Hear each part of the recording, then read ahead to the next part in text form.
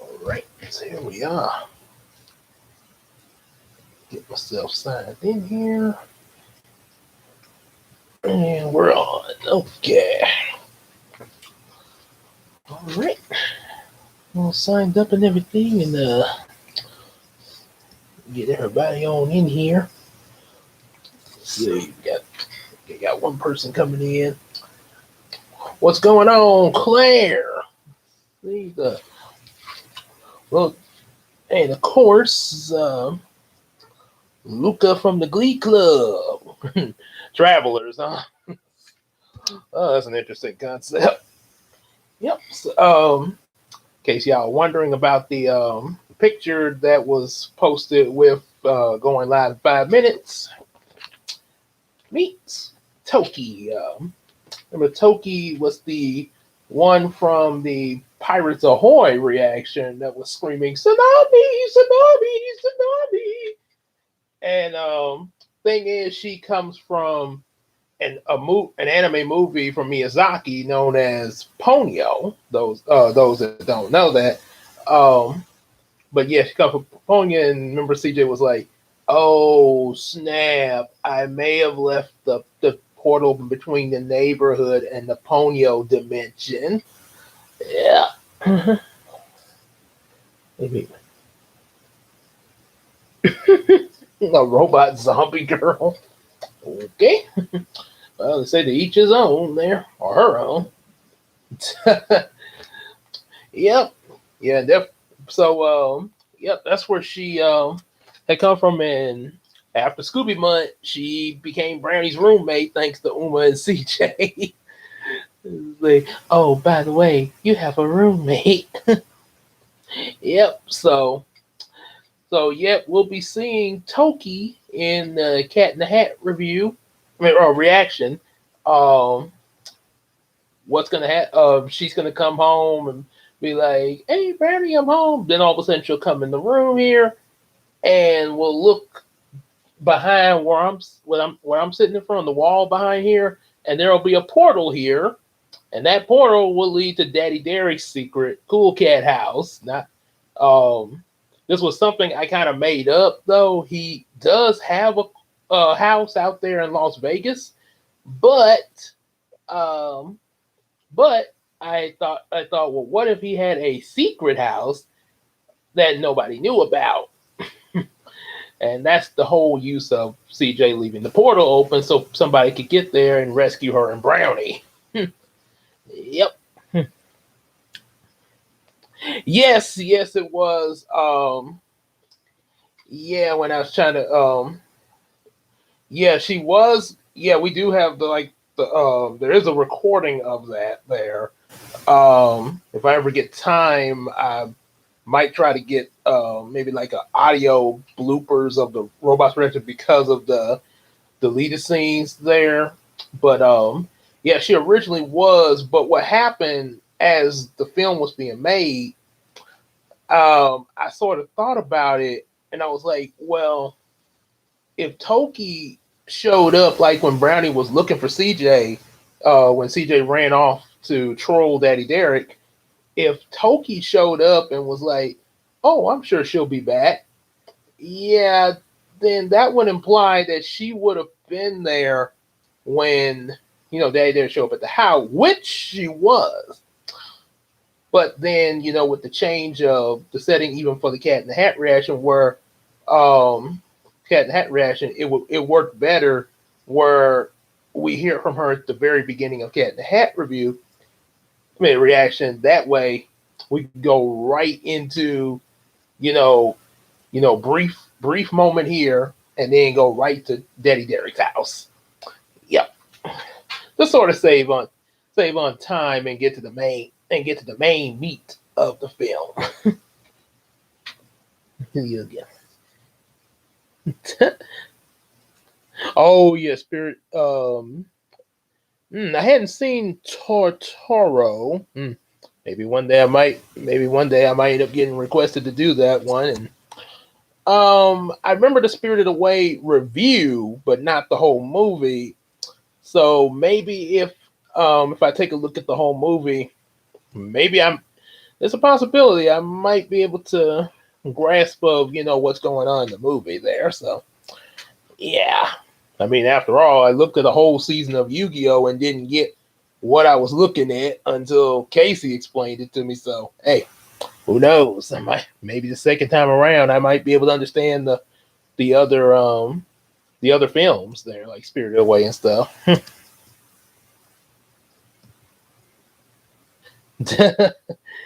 Oh yes, that's coming up there. That is so how he's moving. Oh, okay. How's Moving Castle? Sounds like an interesting title there. Hmm. Yep. And when we do, yes, Ponyo will come up. And when we do Ponyo, it's gonna be a little something special with that reaction there. So, um, yes, it's not gonna be right away, but when it does come, it'll be extra special. So, yep. So, so now that I've discussed that little bit of information, to quote, "May all your bacon." Yep, it's to be honest. Yeah. Oh, okay. Okay. Well, yeah. One thing that really makes Ponyo, have a charm to it is, the whole thing with Ponyo as a little girl wanting to, be with Sasuke. It's like pretty much based off the Little Mermaid, but put them as kids instead of teenagers. I kind of look at it more like a little kid version of the movie Splash that Brownie and Anna reacted to a while back. That involved the mermaid Madison with Tom Hanks' character. Yeah. Yeah. Okay, so as y'all know, last time we finished this book up. Now we're on to the final Heroes of Dream book that was written. There was meant to be more Heroes of Dreams, but I started getting into writing comics and sort of went into that, and Heroes of Dream just sort of ended with 12. And the reason why I got into the comics and just stopped Heroes of Dreams was because I had Photoshop at this point, and I realized what Photoshop was capable of. As you can see, the difference in the difference with as opposed from colored pencils to Photoshop coloring there. Yep. So yeah, once I learned that capability, I was like, yeah, I need to move on to I can make comics out of this there. 13 years. 13 years of learning. Hmm. Okay. Well, I tell you what, it was a little it was a little difficult at first to get. Matter of fact, I tried a program similar to that to Photoshop called Illustrator once, and I had no idea what I was doing. But then I got the Photoshop, and the guy who made the Who Knows character, Antonio, actually gave me a tutorial um, of how to use Photoshop, the basics of it, and from there, I used it to make this book. And then as I started learning more from those basics, like I know now, that's where the comics came in there. Of course, he did charge a fee for the tutorial, but then again, as Mr. Krabs say, time is money. Yep. So, hey, at least it was worth. It was a pretty hefty little fee, but hey, it was definitely worth it for what I got now. So, hey, sometimes got to as they say, it take money to make money. So we got CJ posing as a pilot. Oh yeah, I remember you told me about that one. So, oh boy. So we're starting with the discoveries within the dream, book number 12. You can see there's a new little girl meeting up with Dorah and Strawberry. And we're about to immediately find out about her in this first chapter. All right. Chapter 1, When the Game Isn't Fun Anymore. So Dora and her doll Strawberry Sapphire were running and frolicking through the hills in the valley, blooming with flowers. During her frolic, she saw a girl about 5 years old, and the girl saw Dora and and came over. Hi, Dora. How do you know me? Asked Dora. I'll tell you if you play a game of tag with me, said the girl. Let me ask Strawberry, said Dora. She looked at Strawberry and asked, You want to play tag? She placed her ear to Strawberry to listen for a minute. Then she said, Okay, sure. And she also wants you to take my wand for the game to make it more challenging. Hmm. Hmm. So, oh, and as a pilot, all right, everybody, I'm taking over this airline, and we're going to be flying to New York City. In case, it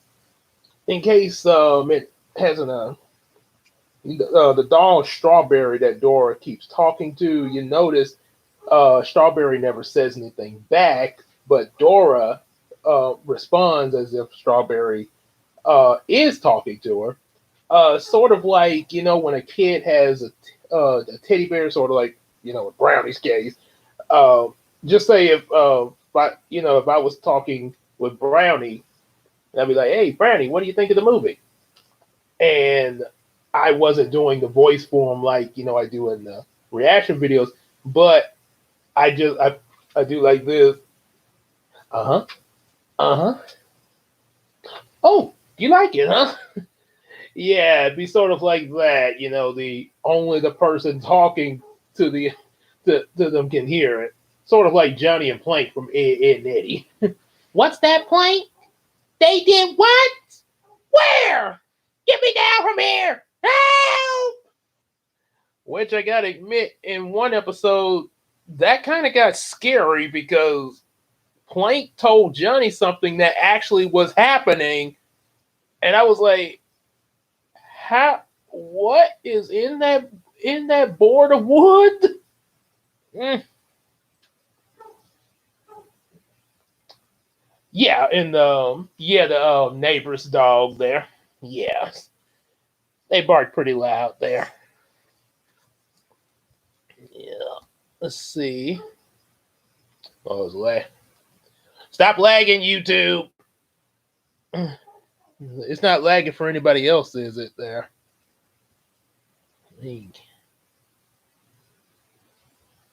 Brownie trying to ask Buzz why he thinks. Oh my! Oh, the theme. Okay, so Brownie's gonna be like Wood in the place of Woody with that you are a toy scene. Mm. Oh boy. Yeah. Is it still lagging for you, Zach? There, or is anybody else getting a lag or anything like that? Anybody? Hey, please don't lag, YouTube. Please don't lag. Okay. While we wait for that, let me get Brownie propped up here. Okay.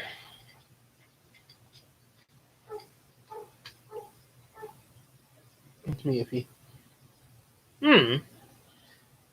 That title sounds familiar there.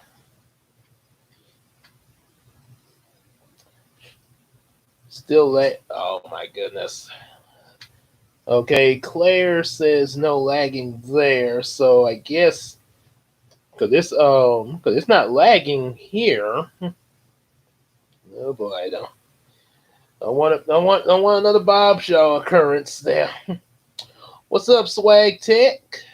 And a happy New Year to you. About a month late into the year, but still.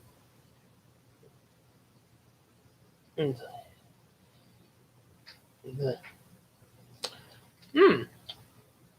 I guess constantly buffering. Well, I guess you might have to. I guess you might have to restart on your end. There's Zach. There. Might have to restart the egg. Yeah, like I say, it's still it's not lagging over here, and I haven't heard anybody else state about the lagging, so it could be yeah, it could be I guess it means on your end there. So yeah, probably just have to reload. Just hit the little arrow button to reload it there. Okay, let's see. Yeah.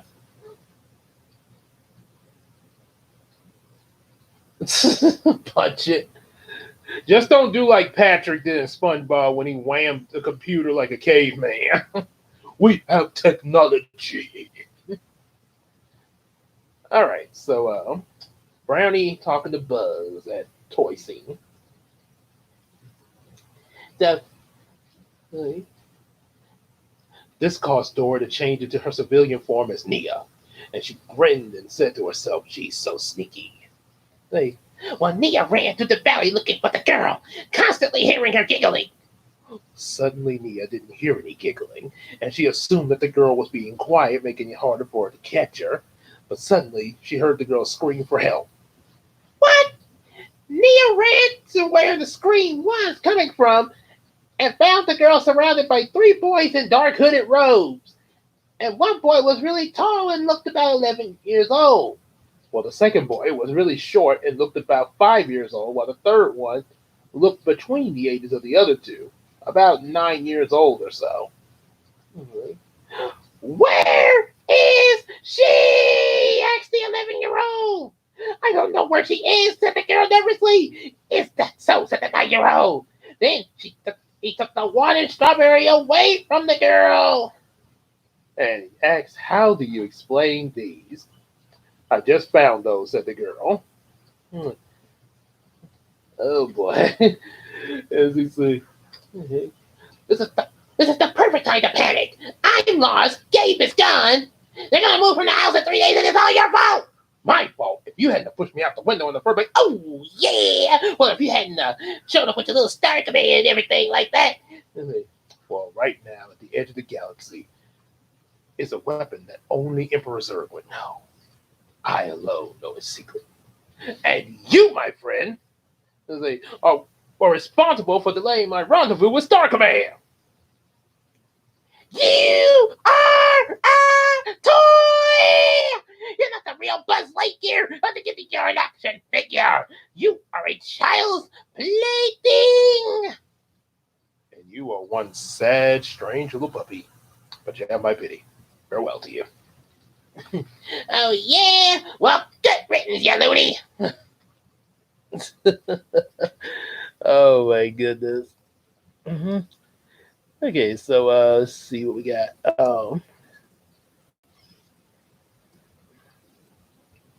Pounds out of context. And ask. Increasing in the great. The Charlie Brown, I got a rock. Ah, there. Yes! No more buffering. Yes!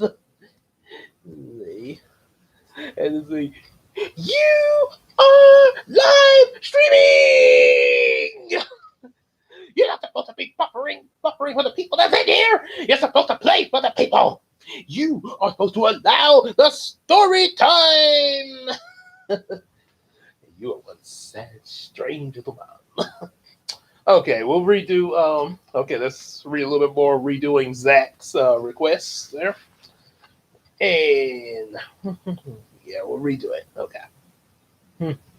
Oh, that probably was another reason why on your phone, because that's happened to me too, Zach. On my in some of Bob Shaw's streams, I've had that and had to reset the phone there.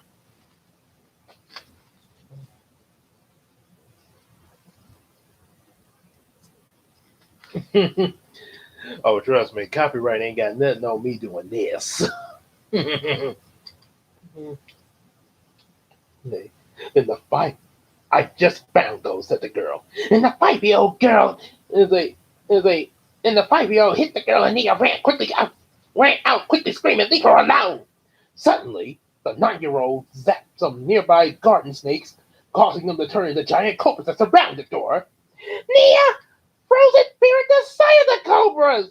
And the 5-year-old laughed at the other boys used to want to disappear with the girls! As the cobras closed in on Nia, she thought it was all over for her and started screaming. And these, my friends, you got the picture of Dorah and Strawberry in the garden, and also meeting up with Megan. Oh, I just spoiled it. Oh snap. Okay, well, anyway, since I spoiled it, that's the girl's name is Megan. Yep. And then she trapped by these shadowy figures with the 3 kids. And then they caused these cobras to come up and almost frighten Nia, aka Dorah. It's now getting kind of scary in here. You are a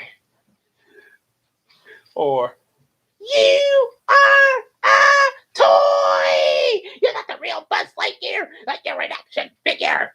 You are a child's plaything. And you are a very sad, strange little puppy. And you have my pity. Farewell. Well, yeah. Well, good riddance, you loony. And now we have Sweetler and then Harriet Uma making out in front of Brownie. Oh boy. Well, okay, since I still got Brownie here, I'm gonna. Why do you think you're a space?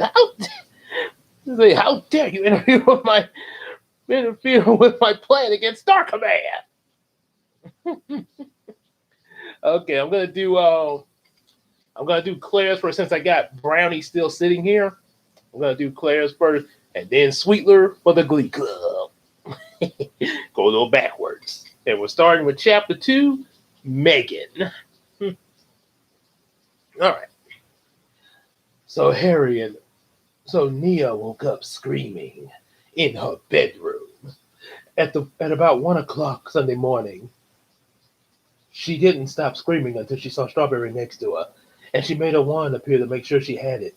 Once she had it, she told Strawberry with a panic in her voice, "Strawberry, we gotta find that girl. Hero watches." And the hero watches appear on their arm. Heroic transformation, and they became the Dorah, but Strawberry still kept the same name.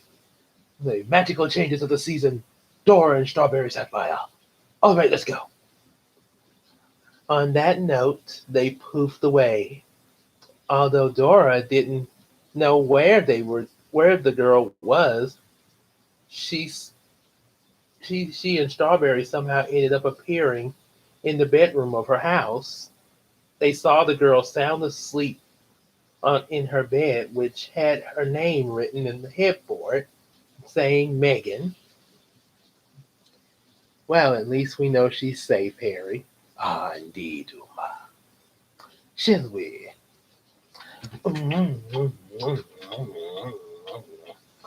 Oh boy. I feel like a third wheel right now. Oh, don't worry, Brownie. It'll be possible for you to find love soon. I kind of hope so. And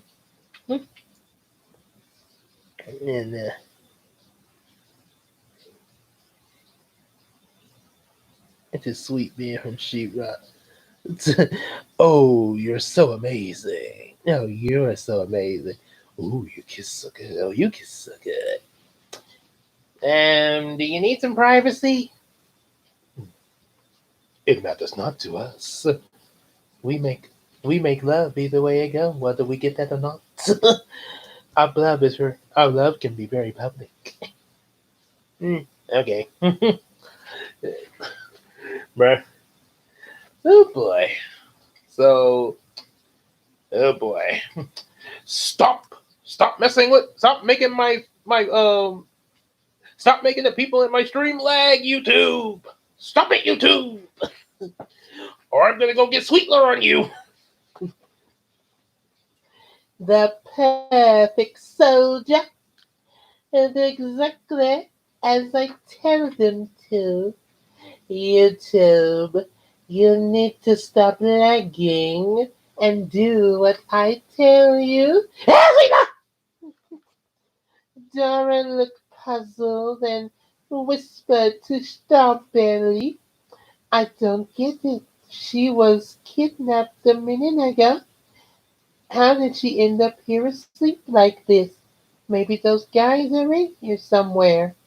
Strawberry, you stay here and watch her while I search the area. Dora sat Strawberry on the table nearby, facing her toward Megan, and tiptoed around the house. About 15 minutes later, Dora came back and whispered to Strawberry, no sign of those scary big kids anywhere. Did you see anything? Dora just listened to Strawberry and said, You didn't? Okay, it seems like she's still here, but I want to make sure. We better keep watch over her. Hey, sweetheart!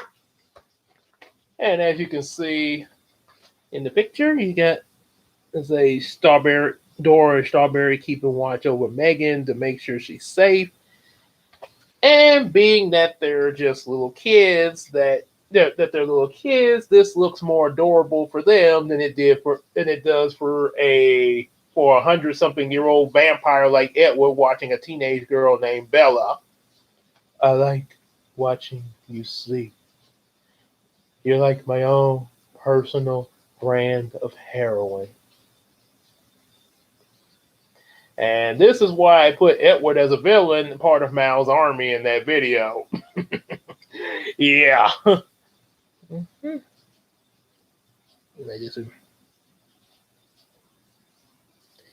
is the. Okay.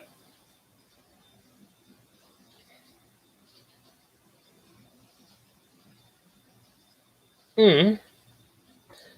Oh, okay. So yeah, I was trying to make some changes to your YouTube pics or something like that. Okay. Eh, yeah, the computer. There's one thing my great grandpa Kia said when he was still around. That's that man made stuff. Technology, it does that. That's why I still have Santa boot. Zevon likes to Zevon likes to watch me sleep. Like, will you stop it? I'm married. Is mayonnaise an instrument? No, Patrick, mayonnaise is not an instrument. Horseradish is not an instrument either. Oh boy. Thank you, Glee Club. Now I gotta bring Patrick into this. So Dora and Strawberry kept watch over Megan. Eventually, Dora got drowsy and fell asleep. When she woke up, she felt a big golden retriever dog playfully licking her. Dora couldn't help but to laugh because the licking from the dog was tickling her. Megan, it's time to get up for church, sweetie, said her mom from the hallway. Dora stopped laughing when she heard Megan's mom, followed by footsteps and Megan waking up. Her and Strawberry quickly poofed away. That was close, said Dora. What was close? Said a voice. What about sand? No, sand is not an instrument either, even if you make it into the shape of one. Oh boy. Is Patrick thinking again? I thought so. Patrick, it smells like something crawled up in your brain and died. And how ironic you got Squidward for me. Chapter 3. Much ado to talk about Sunday morning before going to church. It was Sunday. It was the Sunday before the first day of the Thanksgiving holidays. Everyone was very excited, including the Dream League members. There were going to be some surprises in store right after Sunday morning breakfast. At Samuel's house, Lisa talked with Nia while preparing breakfast.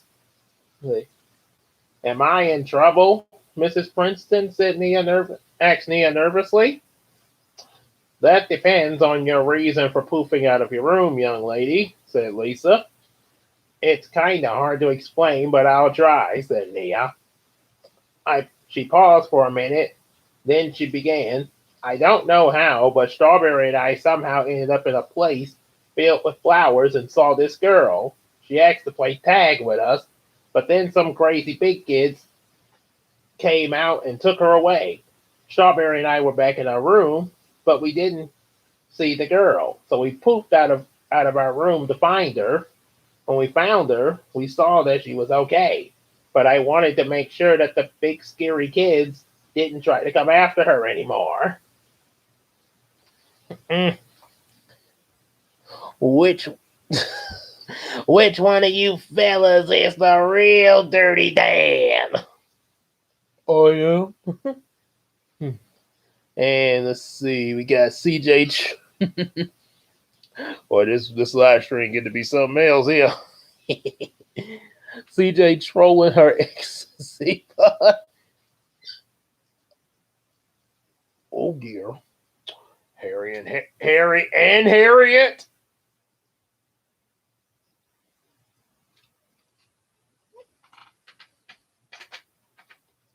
Nah, I'm just kidding.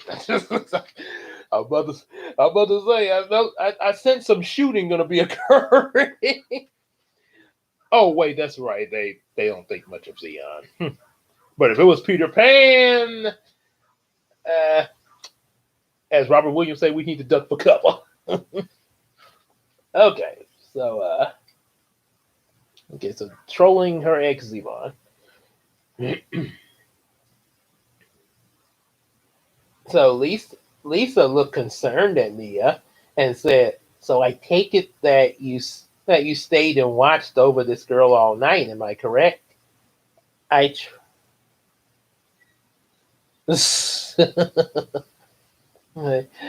oh, I tried to, but I fell asleep," said Nia, holding her head down. I'm sorry, Mrs. Princeton. Lisa went over to Nia to place her hand on her shoulder and said, "Well, first of all, since you're part of the family, you can call me Mom." "I can?" asked Nia. "Of course," said Lisa. "Does that mean that I can also call Mr. Princeton Dad?" So, here we have. Let's ask Nia again. "It certainly does," said a voice. It was Lee entering the kitchen with Samuel, Bruno, and Thomas. Bruno and Thomas had spent the night over because Bruno's parents had an emergency call, and Nia giggled a bit as Lee gave her a big bear hug. So Lisa smiled as she said, "Well, and second, if you were really worried about the girl you were playing with, you should have let us know in case you needed assistance." "Okay, so what's going on, actually? And then, is there another friend of yours in trouble?" asked Samuel. Lisa explained. Apparently, Nia was having a dream about a girl being kidnapped and thought it was real. "I know that feeling," said Bruno. Nia looked confused as Lee set her down. "Well, I don't mean to be rude, but I'm ready to eat some breakfast." "Me too. And me three." "Well, y'all gonna eat your breakfast. I'm gonna go drink." "Oh, what up, Zia?" "Yeah, I would get. Well, I would take you out like CJ's other boyfriends, but I don't think you and CJ aren't gonna last. So I ain't gonna worry about it."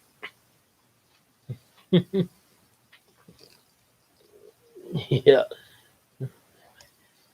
never give up. Never gonna let you down.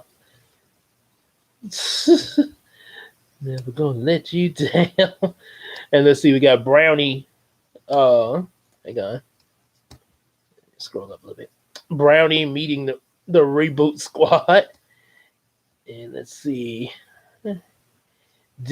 Daddy, no. Daddy, yes. These are Zevon.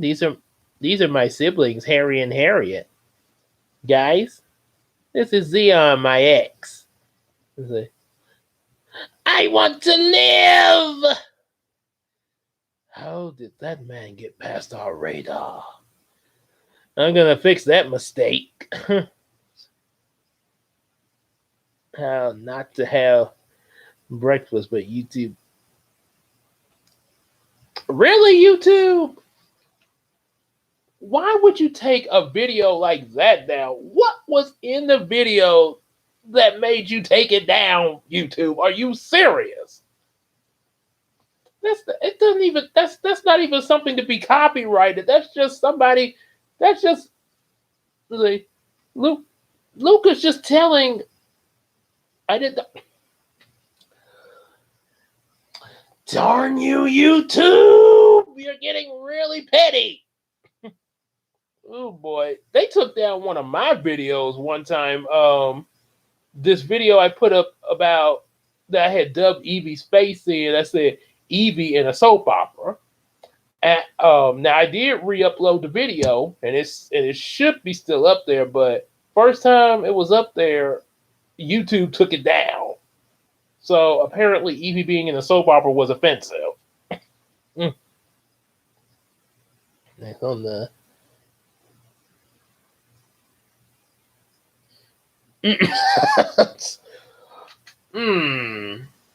Well, then again, if that happened, maybe if that happened, Claire, maybe that's why. Yeah. So let's see. Okay, so Brownie meeting the reboot squad. Okay, all right, and also show you these pictures here. You got Dorah, or aka Nia, talking with Samuel's mom here. That right there is Strawberry Sapphire in human form, which looks a lot like Nia, aka Dorah. I actually showed this to Nisha and Camille back when I wrote this, and Camille looked at this and was like, "The doll looks exactly like her. That's kind of creepy."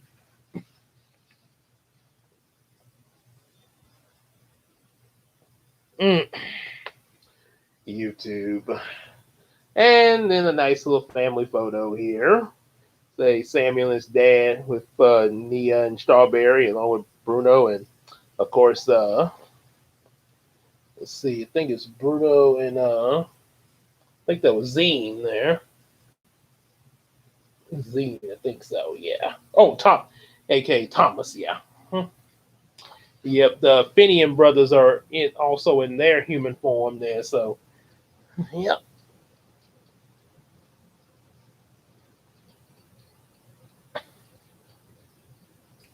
So saying that 3 times.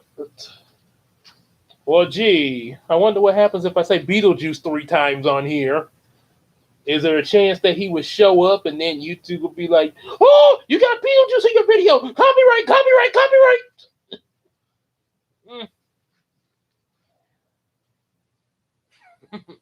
I think what it is, you have to say the word out loud there. But I guess as typical CJ fashion, she's going to troll YouTube as she usually does. And pretty much. Okay, so I'm meeting the reboot squad. Beetlejuice. It's showtime! All right, everyone, said Lisa. Just give me a few minutes and it'll be ready. Meanwhile, at Brian's house, while his parents were cooking and preparing breakfast, he was hard at work analyzing Steel Puff and her battle suit. Amazing! Exclaimed Brian.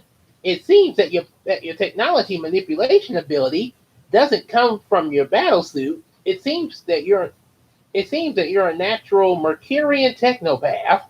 You can literally manipulate technological constructs and manifest it in a special form of morphing, allowing you physical interaction with machines, and you even have psychic ability that allows mental interface with computer data. Stop right there, said Steelpuff. Can you please explain that in simpler terms? Sorry, said Brian. What it means is that you're able to control technology without your battle suit. Really, said Steelpuff. And if my calculations are right, said Brian, we could use your powers to find the other pieces of the gravity straw. So, a Mercurian technopath. Me. Oh boy.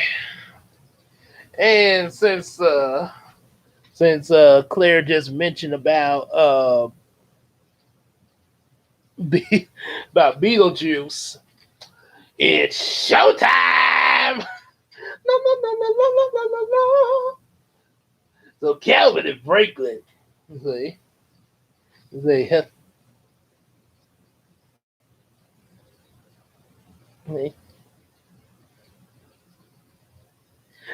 I know a guy you would really like to meet you, Rebel Squad. Rebel? Oh, I guess you already know him. so Franklin and Calvin were about to enjoy some breakfast as well. As soon as Calvin finished talking to Julie for a moment, she and Naomi were spending a weekend at Bubbalina's castle. Also, her Ocean Atlantean friends, Holly, Alicia, Gina, and Crystal. He tried to call on her iPhone, but the battery died out as soon as she answered because she forgot to charge it. The other girls were charging their phones too. So Julie had to wait to use the castle phone. While Calvin waited for Julie to call, Franklin asked if he could play some online games on his laptop. As soon as Calvin signed on, his Social Kingdom alert said he had a video call coming through. Calvin told Franklin to hang on a second, thinking it might be Julie, but when he answered it... and let's see what we got here.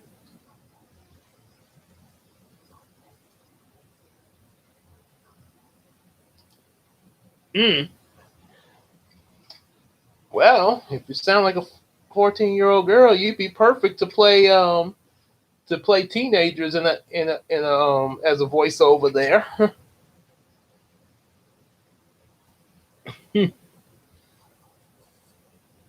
Wait a minute. Oh, wait. Sound like a...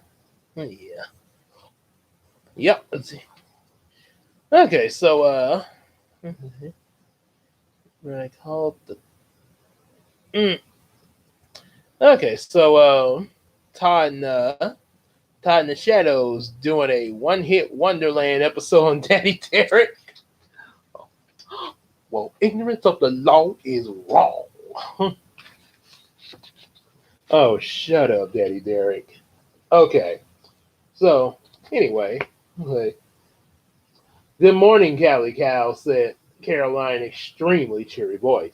How are you doing today? This is not a good time, said Calvin to himself. Then he said to Caroline, I'm good. And you? Peachy as always, said Caroline. Thank you for asking. I just wanted to ask you if you'd like to. But just then, his iPhone rang, and Calvin said, hold on a second. He went out of Caroline's view to answer it. It was Julie. Okay, I'm back. Calvin jumped up and said, hey, Julie, thank God, what a relief. What? Asked Caroline. Julie? Oh boy. What we got here? Welcome to One Hit Wonder, where I'd like to take a look at... Wait, this guy had a hit? I thought this guy would have no hits.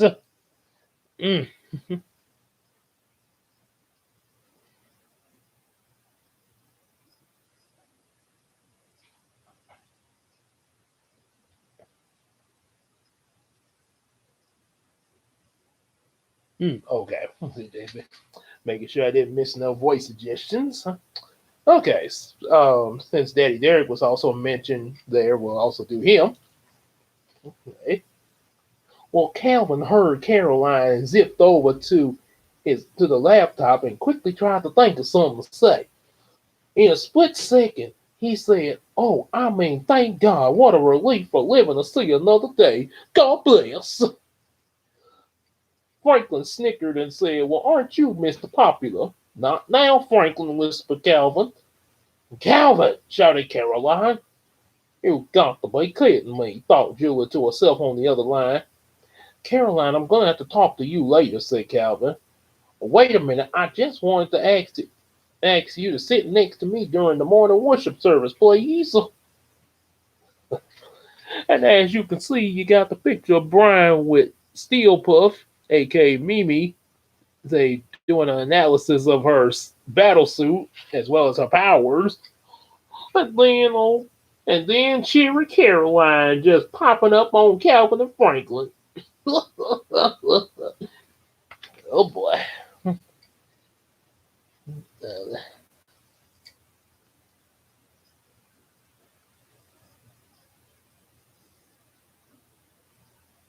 Oh, oh boy. Well, let's see. Let's see. And then you got Harriet rooting through Bob Shaw's house for beer. Oh boy.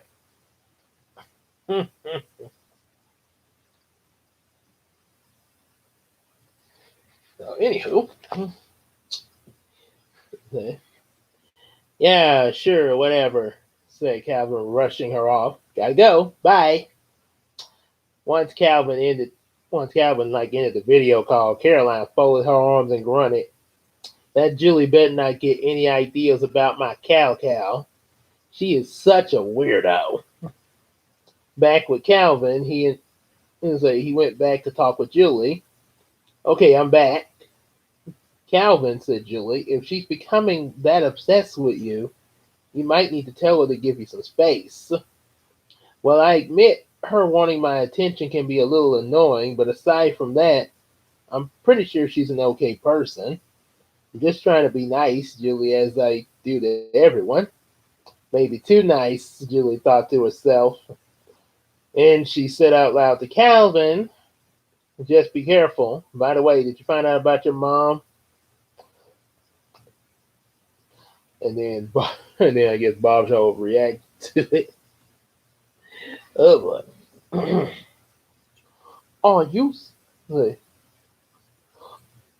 What? Are you serious? Positive? Oh wait. Oh, almost lost my space there. "Yep," said Calvin. "So that's what I was calling you about. Mom told me yesterday she had just started dating Minister Fox. Are you serious?" "Positive." "Well, that's good. Thank God it wasn't Ammon. Tell me about it." Quickly resolved in a matter of minutes. So, at the Sky Atlantean Palace, Riley said and his mom were enjoying breakfast with Sunrisha and her dad while discussing the wedding and their future together. "Well, I have to admit, this is kind of sudden, almost like Isaac and Rebecca, love at first sight." "I remember you telling us that story," said Riley. After Isaac's mother, say Sarah, died, and Abraham sent his servant to go find him a wife to comfort him." Okay, then let's see.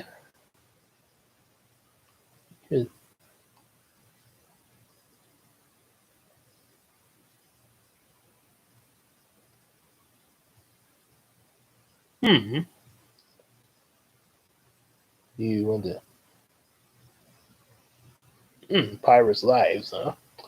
Okay, and Zach wants the Cat in the Hat. Oh boy, gotta go through that one again. And then next we have Sweetler. Oh Lord. Okay. Let's see what we got. Okay, start with Cat in the Hat and old Sonic design. Uh, meow.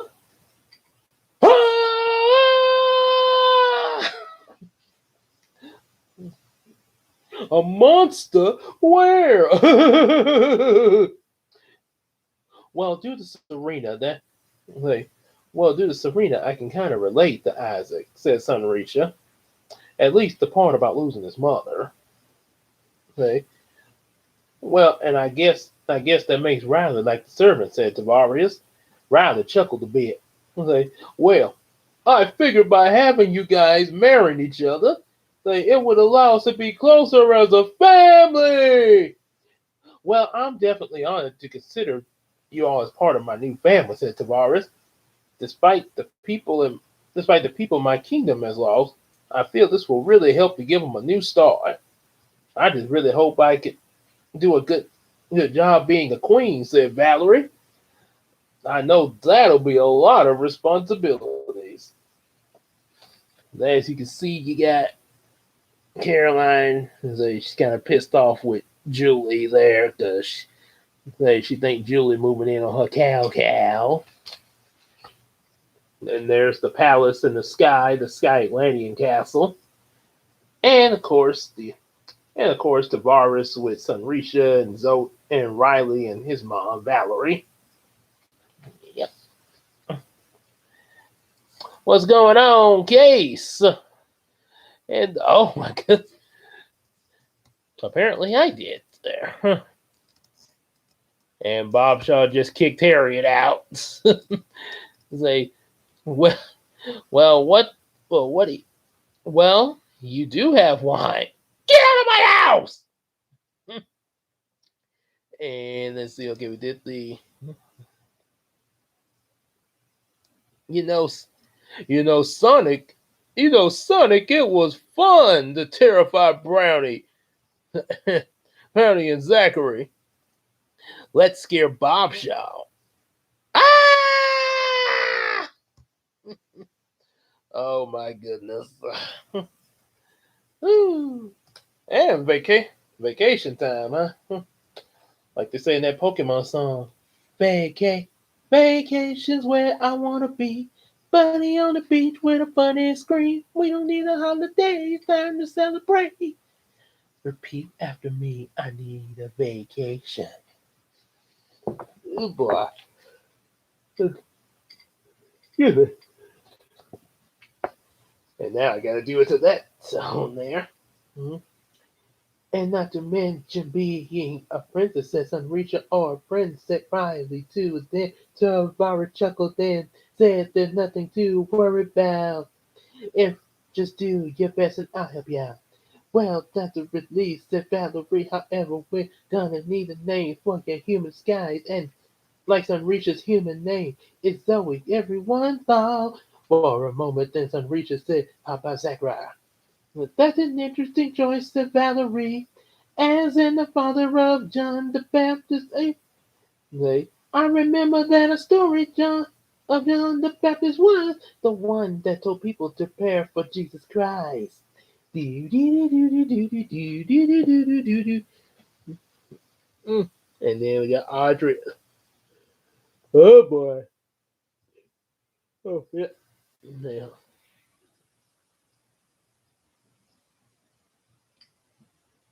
Okay. All right. Well, while Luke is getting that up, we're gonna do with Clay with the Audrey Harriet moment. Okay. Even Jesus himself. Okay. Oh, that's right. He sure did, said Riley. He also baptized them in the Jordan River. I baptize you with water, but the one who comes after me will baptize you with fire and the Holy Spirit.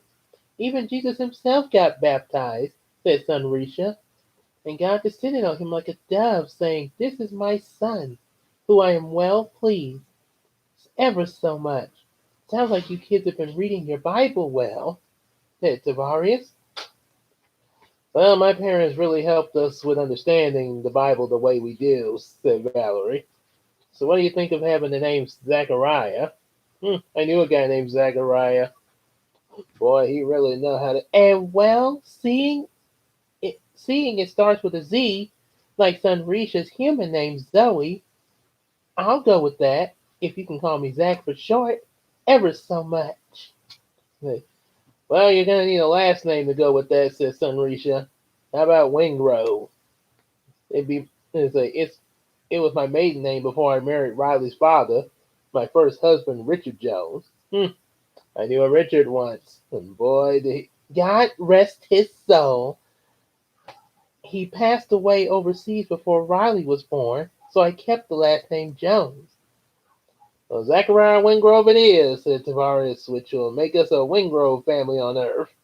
Kind of similar to how both sides of the Johnson family have the same last name. Small world.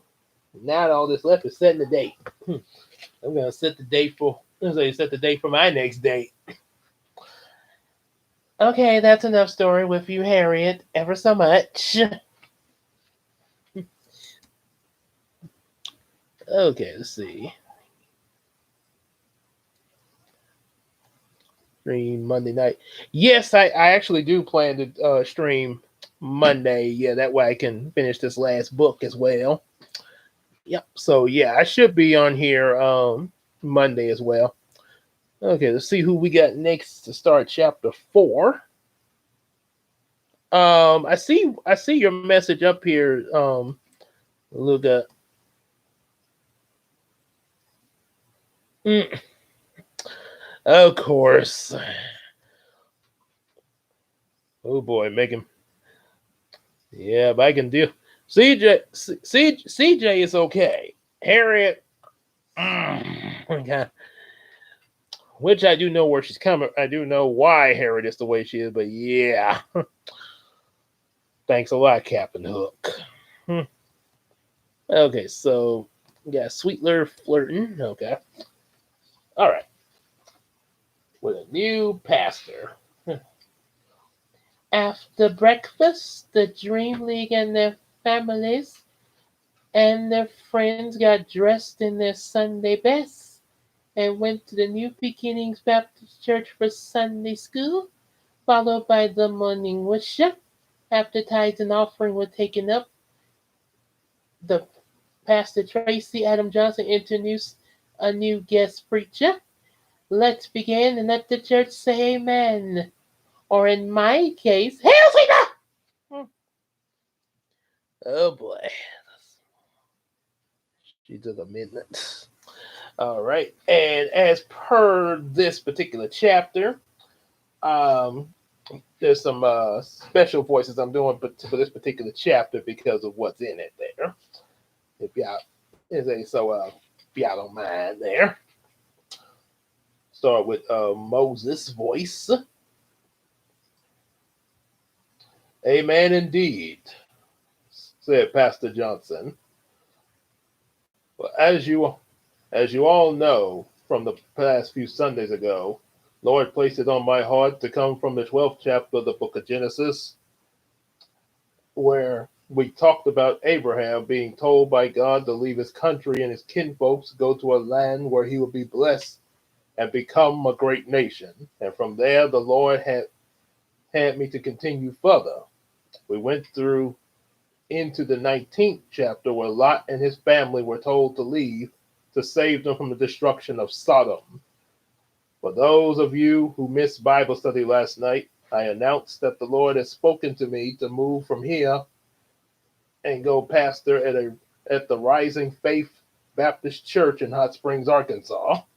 In my place will be today's guest pastor, Reverend Roderick Clark of the Kings of Kings Baptist Church. And in Kings of Kings Baptist Church, yeah, they're here in Shreveport. There isn't much to say introducing him because he's no stranger. He's been a guest preacher on several occasions and preached there. Also, most of you are aware of our friendship from way back. Okay. So, without further ado, I'm going to let our choir give us one last selection.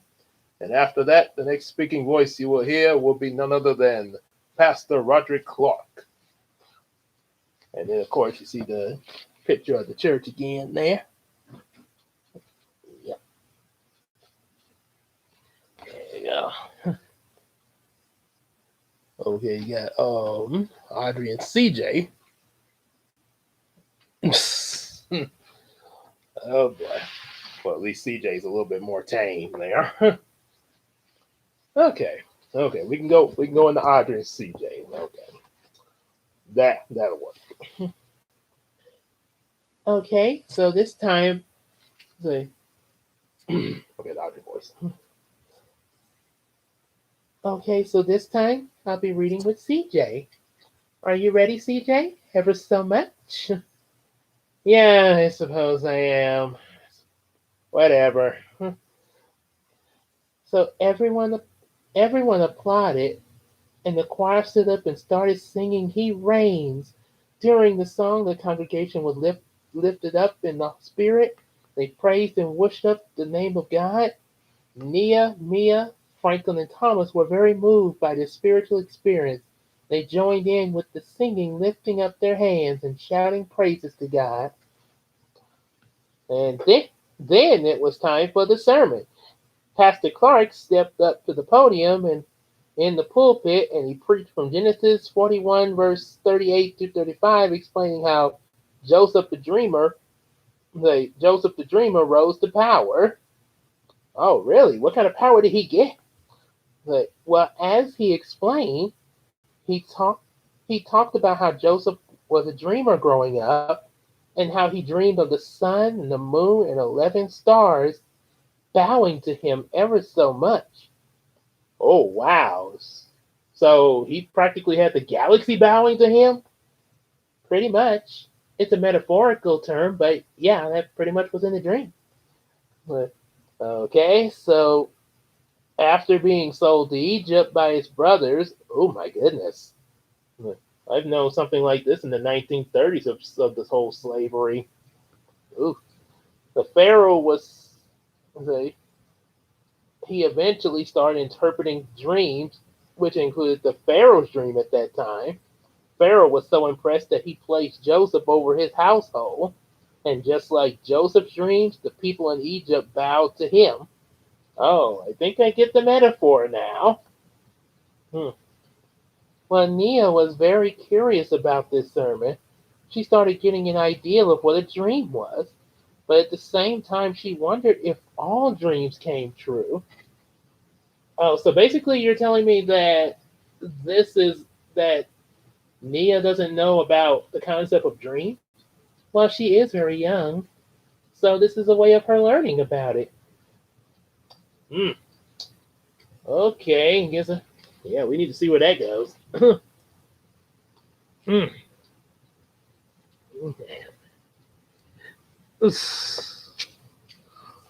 CJ. Mm. Yeah, but at least CJ's better to hang with there. Okay, so now we're at the fifth chapter. Just checking how many chapters are in here. It's at the hour mark there. I think I got right at oh, well, practically eight. So, all right, we'll read a little bit more. Fifth chapter. Let's see, which is a Sunday dinner talk. Everybody having that Sunday dinner. You know how when church is there, you go go over to your grandma them house and have that Sunday dinner and chicken dinner roll and everything. almost like a almost like a precursor Thanksgiving a little bit, except no turkey though. Yeah. Sarah.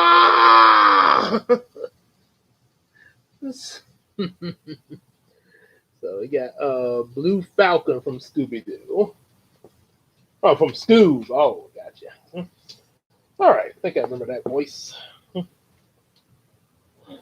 Samuel and his parents, along with Nia and Strawberry, they went to have dinner at his grandparents' house, James and Janet Hardy, who were his mom's parents. They lived in Greenwood, Louisiana, not too far from Bethany, where Riley and his mom once stayed. To Samuel, they were called Grandpa and Grandma Hardy. They were also joined by his dad's parents, Sarah and Harold Maxwell Princeton, who lived in Greenwood also. Everyone gathered and held hands as James said grace to bless the food. Like, gracious God, he said, we thank you for this food about to see it be a blessed nutrition to the body. In Jesus' name, amen. Well, these are what, and I guess if Ashley from Fresh Prince was saying this grace, she'd be rapping it. Like, what? Mm. Although I don't think Will taught her how to rap, but I don't think he advised her to rap the Grace, though. I think she did that on her own. Yeah, so, and now we got Sean Connery meeting Harriet. Oh boy, this is going to be interesting. Okay. While everyone was eating, they got to know more about Nia. So, Nia started Harold. Hey, Lee and Lisa told me earlier that you're a fairy, they, but you're not exactly sure where you came from. At first I didn't, said Nia. But I think I may have found someone who does. Who might that be? Asked Harold. Megan, said Nia. Is that the name of the girl from your dreams? Asked Samuel. Okay. I think so, said Nia. How exactly do dreams work? Well, began Samuel, it's mostly when you go to sleep, your mind starts showing you things and places, making you feel like it's really happening. And most of the time, your dream shows you things that have already happened. But I've never played with Megan before. And as you can see, you got the picture of the pastor and the ministers with him there. Say the kids enjoying their time in Sunday service there. And of course, the grandparents on both the mom and dad's side of Samuel's family there. Yep. So got that going. And since Zach mentioned Blue Falcon earlier, I definitely got to do the original Blue Falcon, as I heard him in Dexter's Lab in an episode. On the Blue Falcon. It could have been a premonition, said Sarah. Okay. And then, ooh, what are you supposed? Lord have mercy. And Messenger Trap. I'm about to say, I guess YouTube don't like Cool Cat comments? Don't tell me Daddy Derek's in this live stream. Y'all talking about Cool Cat? That is not cool. Ignorant of the law is wrong. It could have been a premonition, said Sarah. Maybe one day you'll get to play with Megan. So, hey. Nia jumped up and said in panic, does that mean that she'll get kidnapped? Janet quickly tried to calm Nia down and said, let's hope that doesn't happen. While there are dreams that do come true, there are those that just stay dreams. Okay. Are you sure? Asked Nia, worried. I'm sure, said Janet. And if it did happen, you know God's presence would be there to help you make things better, said Lisa. Boy, my Blue Falcon voice starting to sound like Yami Yugi from Yu-Gi-Oh! Yugi, you must believe in the heart of the cards. And then we got Lego Batman. Cause I'm Batman.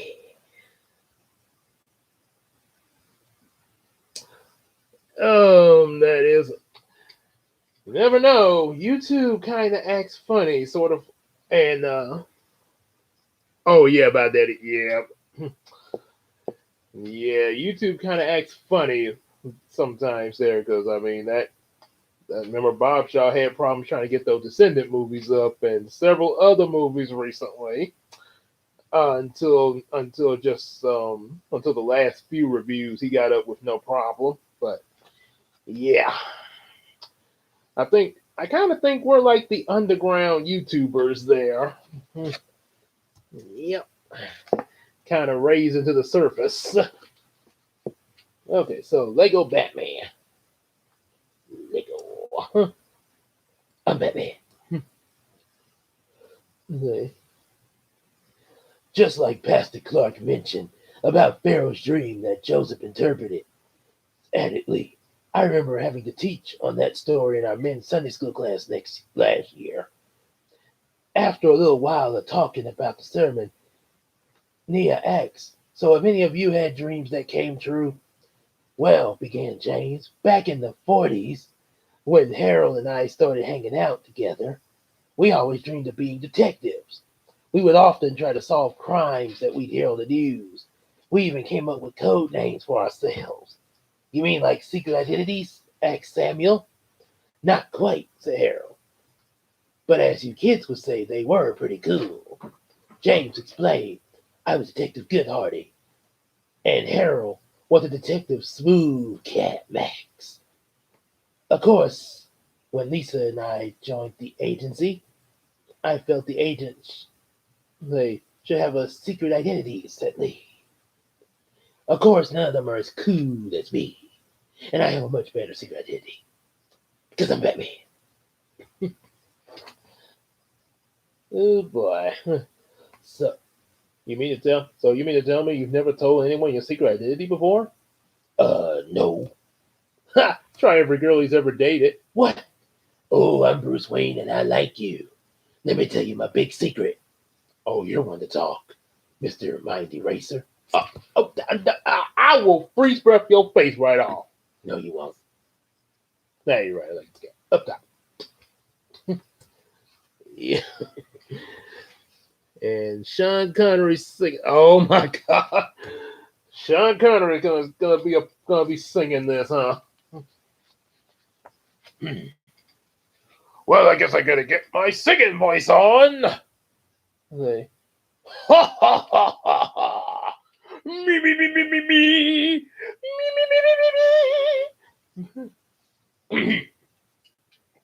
Yeah, I remember when you came up with the idea of calling yourself the Gold Soul. And Harold thought it might be a bit of much, but you still went with it just anyway. And even got Lisa into it, said Janet.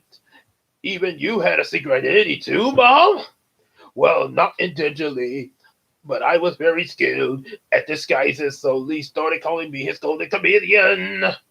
Well, it's because of Harold and I that day were able to be detectives as they are today, but it wasn't easy. Yeah, you're right about that, agree, Harold. At first, we didn't do such a great job. We had a tendency to mess up a whole lot and get into big trouble, but we kept at it. After we graduated from high school in 1949, we applied for a job with the FBI, and here's a picture of them as kids dressed as detectives that you say. And over here you see them as the Gold Soul and Gold Chameleon. Those poor unfortunate souls. Connery! Oh, the day is mine, Quebec!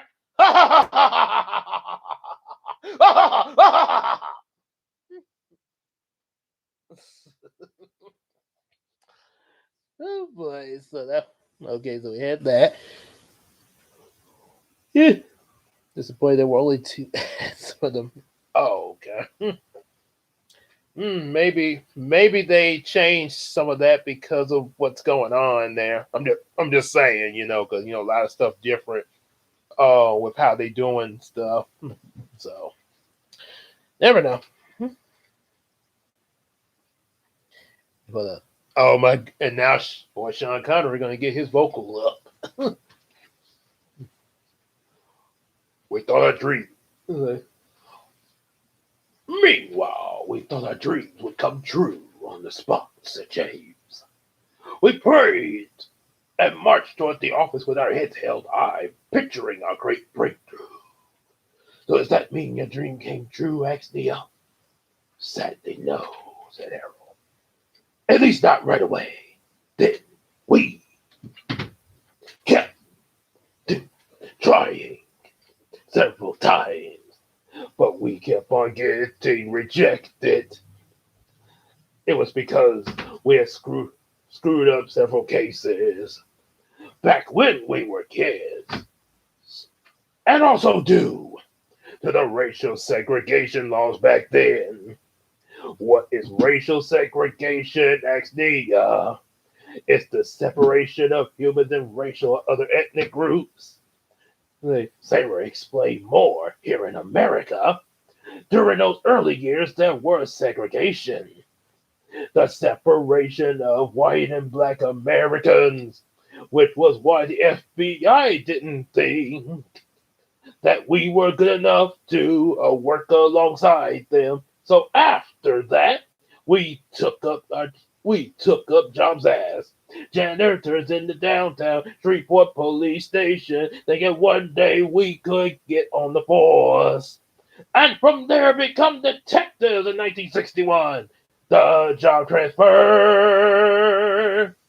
us to Memphis, Tennessee, the main police station. Ha ha! Why, but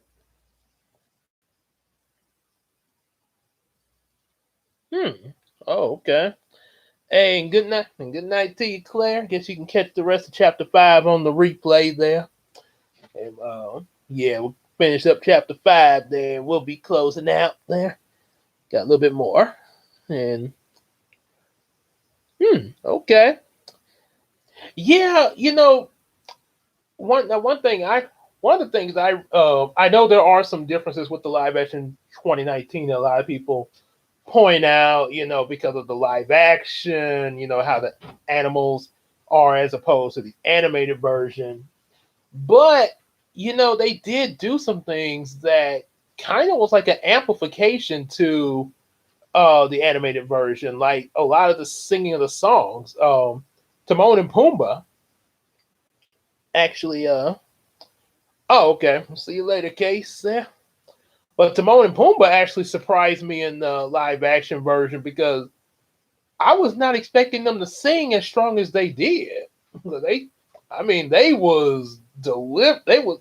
I'm not saying the animated one didn't either, but because they were comic relief, it just surprised me that they really were, that they really were singing as good as they were. So that was a big shock there. And as far as Scar, that Be Prepared song, they changed his Be Prepared because the hyenas were more intelligent in the live action movie. So Scar had to be on his A game to get these guys to work with him. That's why, see, in the animated Lion King, the song was insulting the hyenas. So yeah, live action Scar couldn't do that in this version. Yep. So yep, that was good. Yeah, the James Earl, the legendary Mufasa. Sort of like how they got J.F.K. Simmons to reprise his role as Jameson. Oh, you want to hear this? Mysterio, the world's greatest superhero, and it's all Spider-Man's fault. Yep, Spider-Man. Okay, so now let's see. Oh, this is where I was at. So since we just talked about Lion King, I guess I'll have to do James Earl Jones.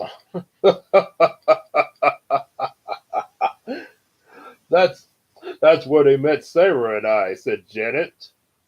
We were working as waitress at the diner nearby the station. After the first 2 months of dating, we decided to resume another effort at becoming detectives. But just like before, we got rejected. After that, we started again solving our own cases. However, we analyzed our previous mistakes, and with each case we solved, we got better and better. But the other officers and detectives took credit for our work, and no one believed us except Janet and Sarah. Oh, sorry about this. Okay, Robotnik from Sonic, yeah. It didn't seem like there was any hope of our dreams becoming true, said Harold. Then on April 4th, 1968, we heard the news that Martin Luther King had just been assassinated, and no one knew who did it. So we decided to solve the mystery of who the assassin was. It was a man named James Earl Ray from Alton, Illinois. He had been plotting this for months before he did it. Once Harold and I brought Alton to justice, we finally got the credit we deserved and became known as the first black detectives in America. Wait a minute, said Samuel. I thought the first black detective was Ezekiel Rawlins. I remember checking out a book on him and watching a movie about him with Dad called The Devil in the Blue Dress. Well, he he would be the first black detective if he wasn't fictional, said said Lisa. Yep, so Stone Cold. Mm, yep. Oh, and also what I just that part I just read about who assassinated Martin Luther King, James Earl Ray. That's the actual guy. Yeah, that's so that's actually a realistic um piece of information there. Yeah. So, okay, now I guess we'll finish this with Scar for the last bit of the chapter. Agent Stone. I'm trying to think who was Agent Stone. I think give me a hint. I'm trying to think. Sounds familiar. I'm trying to figure out who. The guy that handed him the that handed him the drink there. Well, fictional, said Samuel in shock. I thought he was real. Lee laughed nervously, and I guess I should have told you when we first saw that movie. Your dad thought he was real too when he read the first book on him. Well, on the bright side, said Harold, because of our recognition for solving the mystery of Dr. King's murderer, we were able to open up our own agency in New York called Back to Back. And before they opened up their agency, they made an offer to Sarah and I, and we said yes. And after their dreams came true, the doors opened for many others to become detectives, said Lee, like myself, Lisa, Derek, Deborah, and you, my son, and so many more. Samuel and Nia were really impressed, but inside, Nia wondered if good dreams could sometimes they could say if good dreams could come true sometimes. But what about the bad dreams? Ooh, foreshadowing. Okay, so that's what we're going to end for tonight there.